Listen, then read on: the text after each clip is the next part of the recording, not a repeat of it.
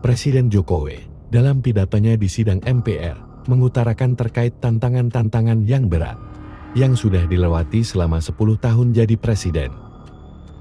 Yang salah satunya masalah pandemi COVID-19, perang dagang, politik global, perubahan iklim yang berdampak bencana, mengurangnya kemiskinan, pertumbuhan ekonomi yang unggul dari negara-negara ASEAN dan negara-negara yang ada di G20.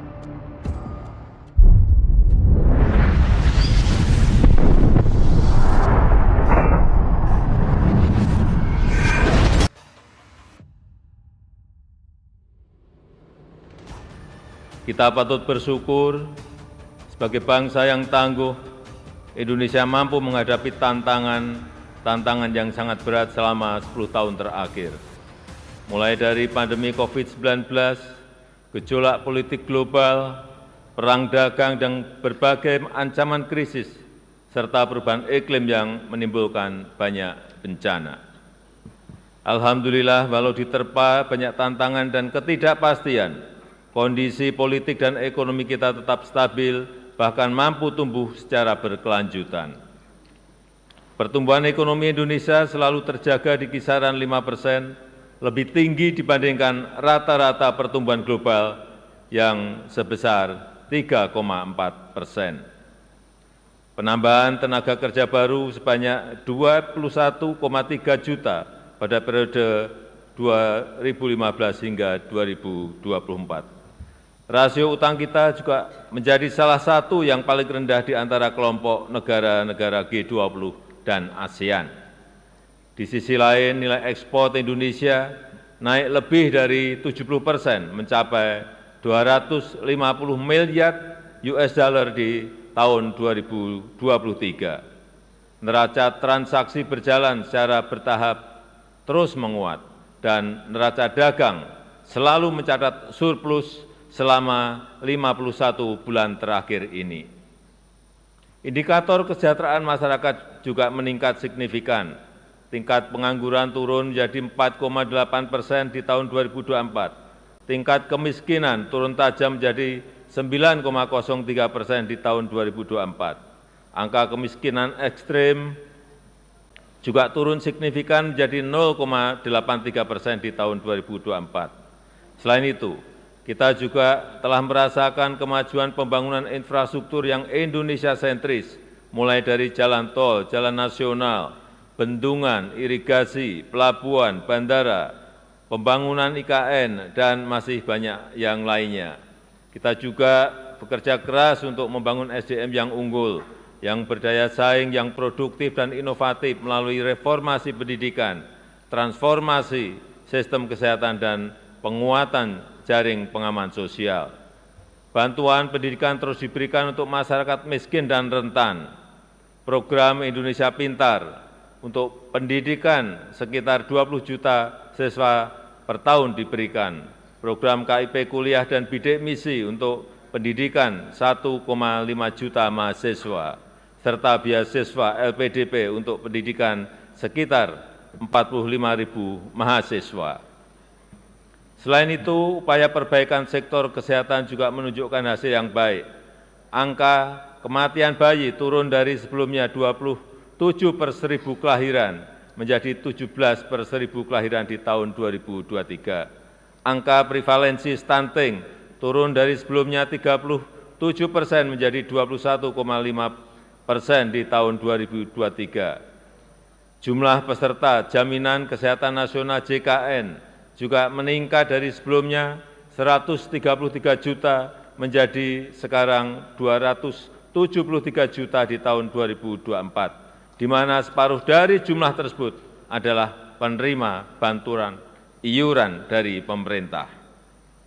Ketua, pimpinan, dan anggota Dewan yang saya muliakan, ke depan peran APBN harus kita manfaatkan untuk memperkokoh lompatan kemajuan, sehingga Indonesia bisa keluar dari middle income trap, yaitu dengan memanfaatkan bonus demografi, melanjutkan transformasi ekonomi, meningkatkan daya tarik investasi, dan membuka lebih banyak lapangan kerja, sehingga penyusunan RAPBN 2025 didasarkan pada asumsi dasar sebagai berikut. Inflasi akan dijaga pada kisaran 2,5%. Pertumbuhan ekonomi diperkirakan sebesar 5,2%. Dan karena kondisi ekonomi global yang masih relatif stagnan, pertumbuhan ekonomi kita akan lebih bertumpu pada permintaan domestik sehingga daya beli masyarakat akan dijaga ketat dengan pengendalian inflasi, dengan penciptaan lapangan kerja dan dukungan program bansos dan subsidi. Pemerintah akan terus mengupayakan peningkatan produk-produk yang bernilai tambah tinggi, yang berorientasi ekspor, yang didukung oleh insentif fiskal yang kompetitif dengan tetap menjaga keberlanjutan fiskal. Bauran antara fiskal, moneter, dan sektor keuangan akan dijaga untuk mengakselerasi pertumbuhan ekonomi dan menjaga stabilitas sistem keuangan kita. Nilai tukar rupiah diperkirakan akan berada di sekitar 16.100 rupiah per dolar Amerika Serikat. Suku bunga SBN 10 tahun berada di 7,1% dan pemerintah akan selalu responsif terhadap dinamika moneter dunia. Harga minyak mentah Indonesia diperkirakan berada pada 82 dolar Amerika Serikat per barel. Lifting minyak diperkirakan mencapai 600.000 barel per hari dan gas bumi mencapai 1,005 juta barel setara minyak per hari.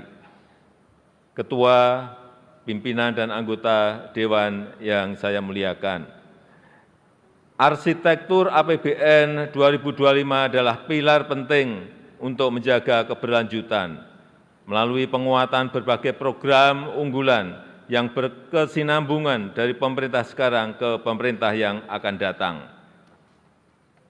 APBN 2025 dirancang untuk menjaga stabilitas, inklusivitas, dan keberlanjutan untuk meningkatkan kesejahteraan dan pemerataan melalui pertumbuhan ekonomi yang inklusif dan berkelanjutan. Kita harus terus melanjutkan reformasi struktural, menjaga kebijakan fiskal yang sehat dan kredibel, serta meningkatkan kolaborasi kebijakan fiskal, moneter, dan keuangan.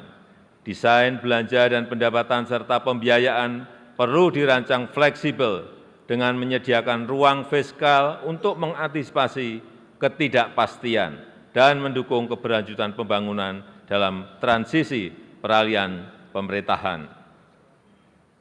Strategi kebijakan jangka pendek akan difokuskan untuk mengakselerasi pertumbuhan ekonomi, menguatkan kesejahteraan, dan pemerataan antar daerah.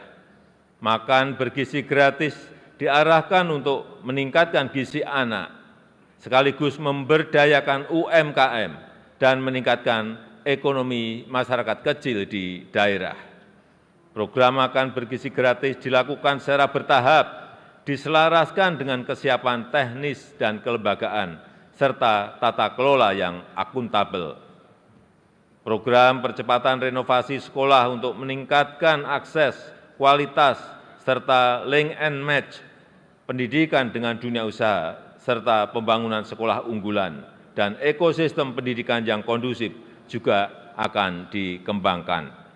Dan untuk mendorong produktivitas, menjaga pasokan, dan keterjangkauan harga pangan, diperlukan penguatan lumbung pangan dan jaringan irigasi.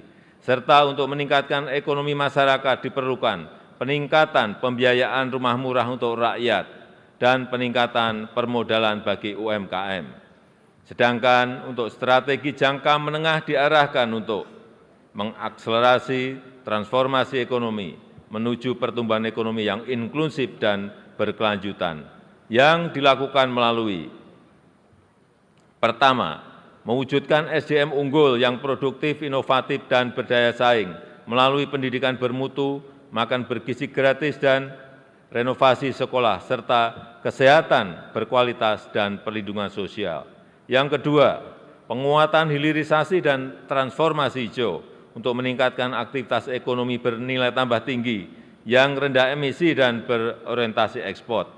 Yang ketiga, meningkatkan inklusivitas dan berkeadilan untuk mewujudkan kesejahteraan yang merata untuk seluruh lapisan masyarakat di seluruh wilayah tanah air Indonesia. Keempat, melanjutkan pembangunan infrastruktur sebagai pendukung transformasi ekonomi, khususnya pembangunan infrastruktur di bidang pendidikan, pangan, energi, dan konektivitas. Kelima, pemantapan implementasi reformasi birokrasi dan penyederhanaan regulasi. Keenam, peningkatan ekonomi kreatif dan kewirausahaan melalui pemberdayaan dan peningkatan akses permodalan bagi UMKM. Ketujuh, penguatan pertahanan dan keamanan serta kemandirian pangan dan energi. Yang kedelapan, penguatan nasionalisme, demokrasi, serta penghormatan dan penegakan hak asasi manusia. Ketua, pimpinan, dan anggota Dewan yang saya hormati, RAPBN 2025 juga menekankan pada optimalisasi pendapatan, belanja yang berkualitas, dan pembiayaan yang inovatif. Rasio perpajakan akan terus dioptimalkan untuk memperkuat ruang fiskal dengan tetap menjaga iklim investasi, keberlanjutan dunia usaha, dan melindungi daya beli masyarakat. Belanja akan dijaga benar-benar efisien dan produktif, agar selain mendukung program prioritas pemerintah, juga dapat menghasilkan multiplier effects yang kuat terhadap perekonomian. Inovasi pembiayaan yang fleksibel dengan kehati-hatian yang tinggi akan terus ditingkatkan melalui kerjasama pemerintah dan badan usaha, penguatan peran lembaga pengelola investasi, dan pendalaman pasar keuangan. Gambaran besar arsitektur RAPBN 2025 adalah sebagai berikut.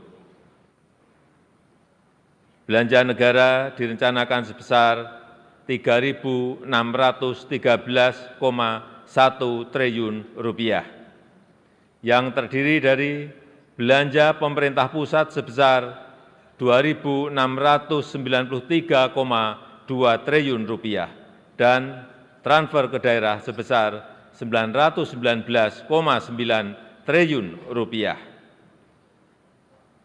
Anggaran pendidikan dialokasikan sebesar Rp722,6 triliun yang dialokasikan untuk peningkatan gizi anak sekolah, renovasi sekolah dan pengembangan sekolah unggulan, serta perluasan program beasiswa, pemajuan kebudayaan, penguatan perguruan tinggi kelas dunia, dan pengembangan riset. Anggaran perlindungan sosial dialokasikan sebesar Rp504,7 triliun untuk mengurangi beban masyarakat miskin dan rentan, serta mengakselerasi pengentasan kemiskinan yang dilakukan dengan tepat sasaran, efektif, dan efisien. Anggaran kesehatan direncanakan sebesar Rp197,8 triliun atau 5,5% dari belanja negara untuk peningkatan kualitas dan keterjangkauan layanan, percepatan penurunan stunting dan penyakit menular seperti TBC, serta penyediaan pemeriksaan kesehatan gratis. Anggaran ketahanan pangan direncanakan sebesar Rp124,4 triliun diarahkan untuk mendukung peningkatan produktivitas, menjaga ketersediaan, keterjangkauan harga pangan, perbaikan rantai distribusi hasil pertanian, serta meningkatkan akses pembiayaan bagi petani. Pembangunan infrastruktur dianggarkan sebesar Rp400,3 triliun, terutama untuk infrastruktur pendidikan dan kesehatan, infrastruktur konektivitas, infrastruktur pangan dan energi, serta keberlanjutan pembangunan IKN. Anggaran transfer ke daerah direncanakan sebesar Rp919,9 triliun untuk meningkatkan sinergi kebijakan fiskal pusat dan daerah, untuk harmonisasi belanja pusat dan daerah, serta mengurangi kesenjangan antar daerah dan memperkokoh kerjasama antar daerah. Peningkatan pendapatan asli daerah harus tetap memperhatikan iklim investasi, kemudahan berusaha, kesejahteraan masyarakat, dan penguatan akses dan kualitas layanan publik. Ketua, pimpinan, dan anggota Dewan yang saya hormati, pendapatan negara pada tahun 2025 dirancang sebesar Rp2.996,9 triliun yang terdiri dari penerimaan perpajakan sebesar Rp2.490,9 triliun, PNBP sebesar Rp505,4 triliun yang tetap menjaga iklim investasi, kelestarian lingkungan, dan keterjangkauan layanan publik. Reformasi perpajakan akan dilanjutkan melalui perluasan basis pajak, peningkatan kepatuhan wajib pajak, perbaikan tata kelola dan administrasi perpajakan, serta pemberian insentif perpajakan yang terarah dan terukur. Upaya peningkatan PNBP terus dilakukan melalui penggunaan teknologi untuk perencanaan dan pelaporan, penguatan tata kelola dan pengawasan, optimalisasi pengelolaan aset negara dan sumber daya alam, serta mendorong inovasi layanan. Defisit anggaran tahun 2025 direncanakan sebesar 2,53% terhadap PDB atau Rp616,2 triliun yang akan dibiayai dengan memanfaatkan sumber-sumber pembiayaan yang aman dan dikelola secara hati-hati. Pemerintah terus meningkatkan efektivitas pembiayaan investasi, mendorong kebijakan pembiayaan skema KPBU, termasuk penguatan lembaga pengelola investasi dan special mission vehicle, serta peningkatan akses pembiayaan bagi masyarakat berpenghasilan rendah, UMKM, dan usaha ultramikro.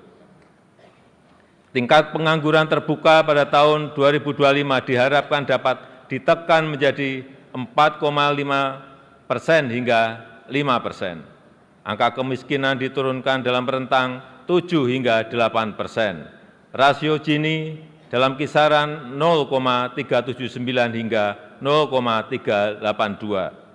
Indeks modal manusia pada level 0,56.